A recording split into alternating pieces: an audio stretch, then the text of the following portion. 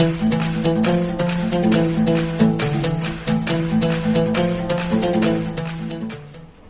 दोस्तों, myself Mrs. Neha again welcomes you in my YouTube channel that's name is Make English Simple with Neha। तो दोस्तों हम लोग क्या कर रहे हैं, हम लोग टेंस की सीरीज पर काम कर रहे हैं, जिस पर मैंने आपको प्रेजेंट सिंपल, पास्ट सिंपल और फ्यूचर सिंपल टेंस समझा रखा है, जिसकी लिंक मैं डिस्क्रिप्शन बॉक्स में दे दूंगी। आप चाहें तो वो वीडियोस भी देख सकते हैं। आज मैंने जो टेंस लिया है that's name is present continuous tense, या इसको एक और नाम से जाना जाता है दैट इज प्रोग्रेसिव टेंस, और हिंदी में इसको कहा जाता है सतत वर्तमान काल। सतत मतलब कंटिन्यूटी में चलने वाला, रेगुलरिटी या स्पॉन्टेनिटी में जो काम चल रहा है उस काम को, उस सेंटेंस को, उस टेंस को हम कहते हैं प्रेजेंट कंटिन्यूअस टेंस। और इसको पहचानने का सबसे आसान तरीका यही है कि इसके वाक्यों के अंत में रहा है, रही है, रहे हैं, रहा हूँ, रही हूँ जैसे शब्द होते हैं।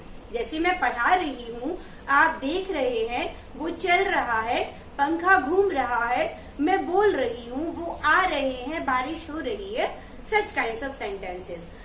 अब यहाँ पर बात करते हैं दूसरे नंबर पर हम साइंटेक्स की। तो साइंटेक्स क्या होता है? संरचना, कि वाक्य को किस तरीके से संरचित करना है हमें यहाँ पर। तो सबसे पहले हमें यहाँ पर सब्जेक्ट की जरूरत होगी, उसके बाद हमें चाहिए हेल्पिंग वर्ब, उसके बाद आएगा मीन वर्ब। और दोस्तों यहाँ पर हमें याद रखना है कि whenever we are doing work on continuous tense, either in continuous tense और चाहे हम परफेक्ट कंटिन्यूअस टेंस पर भी काम करेंगे आगे चलकर, तब हमें उसमें हमेशा मेन वर्ब का आईएनजी फॉर्म भी लेना होता है। जैसा कि मैंने अपने पहले वीडियो में भी आपको बताया था कि 12 में से 6 टेंस में हम आईएनजी फॉर्म यूज करते हैं मेन वर्ब का। तो हमें पहले सब्जेक्ट, फिर हेल्पिंग वर्ब, उसके बाद मेन वर्ब का आईएनजी फॉर्म और उसके बाद चाहिए ऑब्जेक्ट। अब आती है बात हेल्पिंग वर्ब्स की। तो यहाँ पर दोस्तों 3 हेल्पिंग वर्ब हमें मिलेंगी, इज, एम, आर, जिसमें से इसका यूज हम करेंगे with all kinds of singular subject. जो भी सिंगुलर सब्जेक्ट्स हैं जैसे ही, शी, इट या सिंगुलर नाउन, उनके साथ हमें इसका यूज करना है। एम सिर्फ यूज होता है आई के साथ में, और आर यूज होता है वी, यू, दे और प्लूरल के साथ में। और दोस्तों इन तीनों हेल्पिंग वर्ब्स को आगे चल के मैं पास्ट कंटिन्यूअस और जब फ्यूचर कंटिन्यूअस पे बात करूंगी तो ये जितनी भी कंटिन्यूअस टेंस की हेल्पिंग वर्ब्स हैं उनको एक और नाम से जाना जाता है, वो है बी वर्ब्स। उनको बी वर्ब्स के नाम से जाना जाता है। मैं इस पे एक वीडियो भी बनाऊंगी जो आप चाहे तो फ्यूचर में देख भी सकते हैं। चलिए तो अब हम प्रैक्टिस स्टार्ट करते हैं। तो प्रैक्टिस पे हम आते हैं। पहला सेंटेंस मैंने लिया है, मैं पढ़ा रही हूँ। मैं मीन्स आई के साथ आपको मालूम है हेल्पिंग वर्ब आएगा एम, और पढ़ाने को इंग्लिश में कहते हैं टीच। तो इसमें आईएनजी लग जाएगा तो क्या हो जाएगा? I am teaching. आप पढ़ रहे हैं तो you are studying. Okay, I am teaching, मैं पढ़ा रही हूँ, यू आर स्टडिंग, आप पढ़ रहे हैं, वो अध्ययन करने वाला। और यदि किसी किताब को पढ़ रहे हैं तो हम कहेंगे यू आर रीडिंग, मतलब किताब वगैरह पढ़ने को रीड कहते हैं। मैगजीन पढ़ना, किताब पढ़ना, न्यूज़पेपर पढ़ना, उनको रीडिंग कहते हैं। फूल खिल रहे हैं, फूल खिल रहे हैं मीन्स द फ्लावर्स, प्लूरल हो गया तो इसमें आ जाएगा आर, और खिलने को इंग्लिश में कहा जाता है ब्लूम। आईएनजी जुड़ जाएगा तो हो जाएगा blooming, the flowers are blooming. Next sentence है, माली पौधों को पानी दे रहा है। माली मीन्स गार्डनर, द गार्डनर। अब यहाँ पर आप देखिए कि सिंगुलर नाउन आ गया है, तो सिंगुलर नाउन के साथ हमें यूज करना है helping verb is. The gardener is. अब पानी देना तो आप गिविंग वाटर नहीं कहेंगे। यदि हम किसी को पानी दे रहे हैं, ग्लास दे रहे हैं, तो वो होगा गिविंग वाटर। पर माली पौधों को पानी दे रहा है तो वहां पर आएगा watering the plants, watering the plants. इसका मतलब क्या हो गया? माली पौधों को पानी दे रहा है। यदि हम कहते हैं कि माली पौधों को ट्रिम कर रहा है, उनको प्रण कर रहा है, तो हो जाता है the gardener is pruning, PRUNING, pruning the plants. इसका मतलब हो जाता है ट्रिम करना, कटाई छटाई करना। सूर्य उदय हो रहा है, उदय होने को इंग्लिश में कहा जाता है राइज, RISE, और RICE राइस होता है, वहां पर सा है, यहाँ पर जा है, जिसका मतलब चावल हो जाता है। तो यहाँ पे क्या हो जाएगा? The sun is rising. यदि हम कहते हैं कि सूर्य डूब रहा है तो द सन इज सेटिंग। पर साथ ही साथ दोस्तों में यहाँ पर ये याद रखना है कि हम सूर्योदय होने को राइज कहते हैं, पर यदि मून मतलब चांद आकाश में निकल रहा है तो उसको कहते हैं अपीयर। तो हम कहेंगे, यदि हमें कहना है चांद आसमान में निकल रहा है, the moon is appearing in the sky.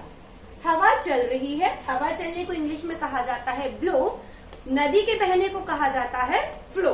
तो यहाँ पर हवा चल रही है तो हो जाएगा द विंड इज ब्लोइंग। हम कहते बहुत ही तेज हवा चल रही है तो the strong wind is blowing. नदी बह रही है तो द रिवर इज फ्लोइंग। इस तरीके से हमें सेंटेंसेस बनानी है। अब हम काम करते हैं नेगेटिव सेंटेंसेस पर। जैसा कि आप देख सकते हैं स्ट्रक्चर मैंने लिखा है कि सबसे पहले सब्जेक्ट, फिर वर्ब, फिर नॉट, फिर मेन वर्ब का आईएनजी फॉर्म ही चाहिए और उसके बाद ऑब्जेक्ट। तो helping verb is, am, are. मैं इसके आपको शॉर्ट फॉर्म भी बता देती हूँ साथ ही साथ। जो नॉट के साथ आएंगे इज नॉट, इसका शॉर्ट फॉर्म हो जाता है isn't, मीन्स इज लिखा, एन लिखा, एपोस्ट्रोफी और फिर टी। एम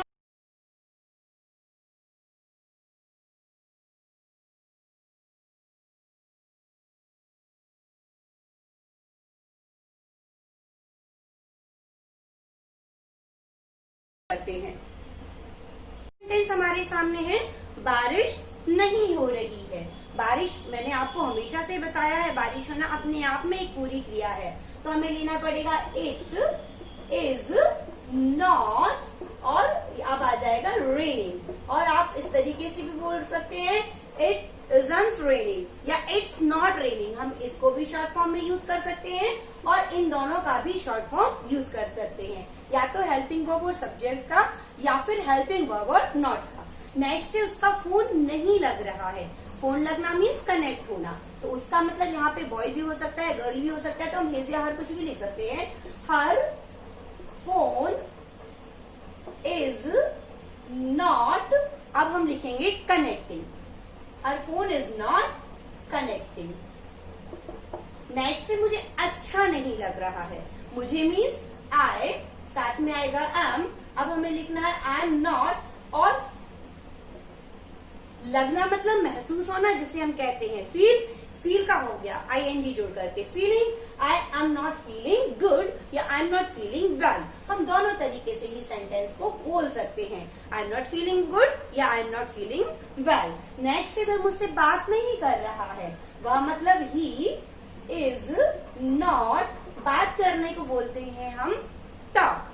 टॉक में आ जाएगा आईएनजी तो हो जाएगा टॉकिंग, और मुझसे मतलब to me, is not talking to me. इसके बाद मिनी सो नहीं रही है।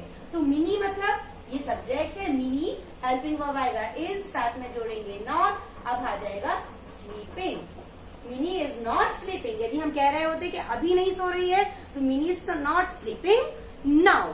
इस तरीके से हमें सेंटेंसेस को बनाना है।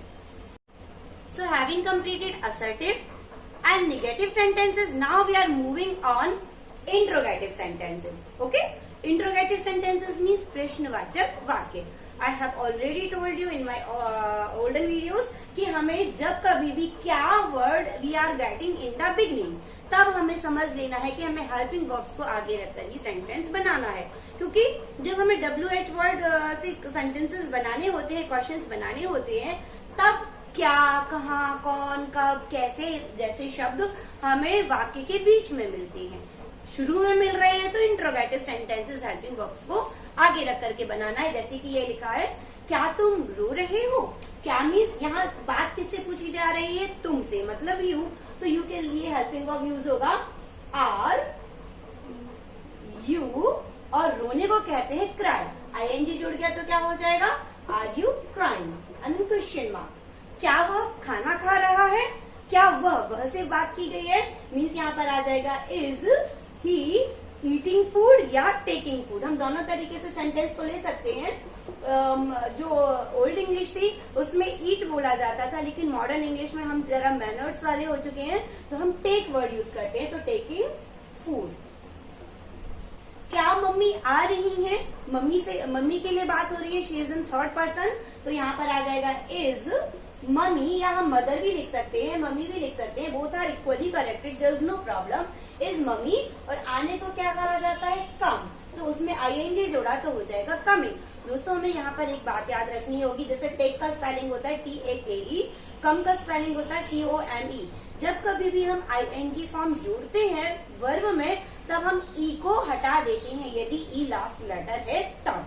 तो टेक का हो गया टेकिंग, कम का हो गया कमिंग। क्या हम आज मिल रहे हैं, हम मतलब वी, तो आ जाएगा हेल्पिंग वर्ब आर, वी मिलने को कहते हैं मीट, आईएनजी जोड़ा तो हो गया मीटिंग, और आर वी मीटिंग। और कब की बात हो रही है, आज, तो today, are we meeting today. And the last sentence is, क्या तुम मुझे याद कर रहे हो। याद करना दो प्रकार का होता है, एक तो हम किसी को याद करते हैं, वो कहलाता है मिस। यदि हम कोई चीज को याद करते हैं तो वो कहलाता है लर्न।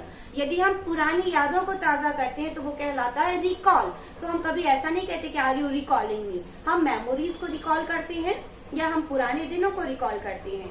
क्वेश्चन आंसर्स, एक्सरसाइजेस, चीजों को हम लर्न करते हैं, और किसी पर्सन को हम मिस करते हैं। तो यहाँ पे पर्सन की बात हो रही है, तो हो जाएगा क्या तुम मुझे याद कर रहे हो, are you missing, and the last word is me, are you missing me. तो इस तरीके से हमने आज कंटिन्यूअस टेंस में असर्टिव, निगेटिव और इंटरोगेटिव सेंटेंसेस को जाना। In my next video I will meet you with the past continuous tense. और यदि आपने अभी तक मेरे चैनल को सब्सक्राइब नहीं किया है तो please subscribe my channel, like my video and give a like thumb. Thank you.